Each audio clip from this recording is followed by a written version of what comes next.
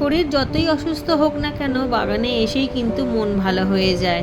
এই দেখুন কয়েকদিন পর বাগানে এসেছি, একটু শরীরটা খারাপ ছিল, বাগানে আসতে না আসতেই কিন্তু কাজ শুরু করে দিয়েছি। কয়েকদিন যেহেতু কাজটা ঠিকভাবে করা হয়নি, আর এদিকে একটা ডাঁটা গাছের মধ্যে দিয়ে নিচে দেখছি একটা ছোট ঝিঙের চারা উঠেছে। তো ডাঁটা গাছটা যেহেতু বড়ই হয়ে গেছে তাই জন্য ডাঁটা গাছটা তুলে দেবো আর ঝিঙে গাছটা বসিয়ে দেবো। খুব সাবধানে গ্রো ব্যাগটাকে কেটে নিলাম যাতে শেকড়ে আঘাত না পায়। আর এই দেখুন কত সুন্দর শেকড়ও ছড়িয়েছে।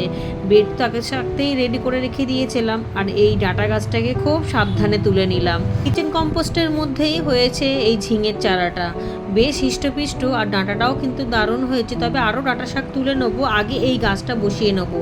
এদিকে একটা ক্যারেটের মধ্যে ফ্রুটি গাছ ছিল, কয়েকটা ফ্রুটি পেয়েওছি।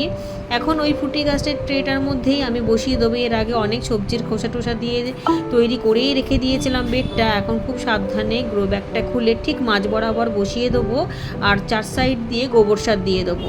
শেকড় তো খুবই ভালো রয়েছে, তালটা না ভাঙলেই হলো। এই দেখুন আস্তে করে ছাড়িয়ে নিয়েছি গাছটাকে উল্টিয়ে দিয়ে।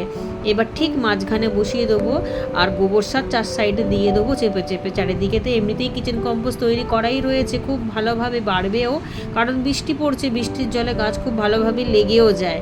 এখানে একটা চারা রইলো, উপরেও কিন্তু আমার ঝিঙের চারা রয়েছে। ব্যাস, আর কোনো কিছু দেবার দরকার নেই, যেহেতু বৃষ্টি পড়ছে তাই জল পেয়ে যাবে, আর বৃষ্টির জলের সাথে সাথে অনেক খাবারও পেয়ে যাবে।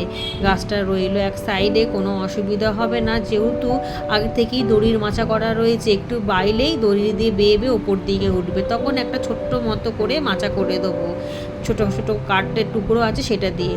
চারতলা ছাদে চলে এসেছি, ডাঁটা শাক তুলবো। এই দেখুন এই 10 ইঞ্চি টবের মধ্যে ডাঁটা শাকের চারা দিয়েছিলাম, ফুলদানির মতো হয়েছে। এই টবটার মধ্যে আমি একটা বেগুন চারা বসাবো। সমস্ত ডালগুলোকে নিচ দিয়ে একটু ভেঙে ভেঙে নিলাম, কারণ রান্নাঘরে যদি এইভাবে নিয়ে যাই তাহলে পুরো মাটি মাটি হয়ে যায়। মাটিটা চেক করে নিলাম, একেবারেই ভালো রয়েছে, কারণ গোড়ার দিকে শেকড়ে কোনো রোগ ফোগ নেই, মিলিবাগ লাগেনি। এই জন্যই আমি মাটি সব সময় একবার চেক করে নিই কোনো গাছ বসাবার আগে। মাটিটা যেহেতু ঝুরঝুরেই রয়েছে তাই জন্য একটা বেগুন চারা নিয়ে বসাবো। অনেক বেগুন চারাই বসানো হয়ে গেছে, এখান থেকে আর একটা হয়েছে, সেটাও বসিয়ে দেবো মাঝ বরাবর, ঠিক যেমন ঝিঙে গাছটা বসিয়েছিলাম। তারপর গোবর সার দিয়ে দেবো। তবে এত ছোট 10 ইঞ্চি টবের মধ্যে আমি বেগুন গাছ করব না, একটু বাড়লেই আমি যে গ্রো ব্যাগটার মধ্যে ছিল সেই গ্রো ব্যাগটাতেই দিয়ে দেবো। 15 ইঞ্চি গ্রো ব্যাগে খুব ভালোভাবে বেগুন গাছটা বাড়বেও, আর ফলনও হবে খুব ভালো।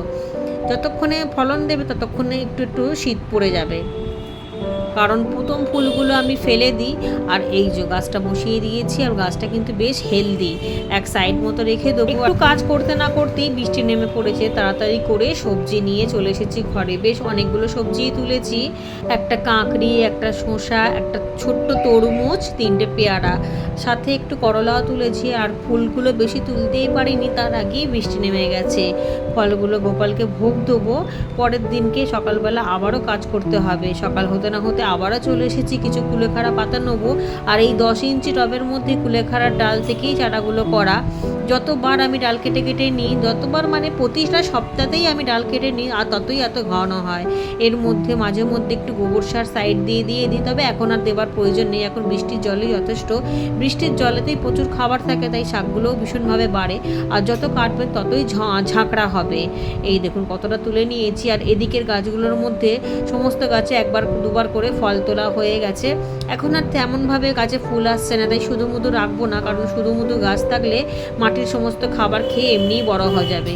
এদিকে মাচা করা ছিল তরমুজ গাছে, যে ছোট ছোট তরমুজগুলো তুলেছিলাম সেই তরমুজের মাচা করা ছিল, সেটাও তুলে নিলাম। জায়গাটা পরিষ্কার হয়ে গেছে, ওপরে একটা ডাল খালি রয়েছে, সেটাও তুলে দেবো। নতুন করে আবার বেড বানাবো, শীতের জন্য অল্প অল্প করে তৈরি করতে হবে, একেবারেই তো সমস্ত কাজ করা সম্ভব না, তাই একটু একটু করে বেড বানাতে হবে শীতের জন্য। এই যে 3টে ডাব্বা রয়েছে, এই 3টে ডাব্বার মধ্যে আজকে হয়তো একটাই তৈরি করবো। এই দেখুন কাঠের ভুসি দিয়ে তৈরি করেছিলাম, কত ঝুরঝুরে মাটি, সবজির খোসা, ফলের খোসা, গোবর সার দিয়ে বানিয়েছিলাম। এখন সবই মাটিতে পরিণত হয়েছে, না বললে কেউ বিশ্বাসই করবে না যে এর মধ্যে একটুও মাটি ছিল না, সমস্তটাই কাঠের ভুসি, সবজির খোসার পুচিয়ে পুচিয়ে করেছি। এই দেখুন ডাব্বার মধ্যে আবারও প্লাস্টিক পেতে নিয়েছি, মানে ফুটো করা করা বস্তা পেতে নিয়েছি। এবার অনেকটা পরিমাণে মাটি দিলাম, তারপর লেয়ারে লেয়ারে ওই কেটে রাখা ডালপালাগুলো, সবজির খোসা, ফলের খোসা সমস্ত কিছু দিয়েই তৈরি করে নিয়েছিলাম। অনেকবার আপনাদেরকে কিভাবে মাটি তৈরি করতে হয় বা বেড বানাতে হয় সেটা দেখিয়েছি বলে এখন আর সেটা দেখালাম না। ওপরে এসেছি, এই লেবু গাছের গোড়ার মধ্যে অনেক সাঞ্চে শাক হয়েছে, সেগুলো গোড়া শুদ্ধ তুলে দিলাম, অন্য জায়গায় বসাবো। এদিকে কাঁকড়িটা দেখুন কতটা লম্বা হয়েছে, এটাও তুলে নিয়ে ঘরে যাব। ঠিক আছে বন্ধুরা, আজকের ভিডিওটা আমি এখানেই রাখলাম। সবাই খুব ভালো থাকবে।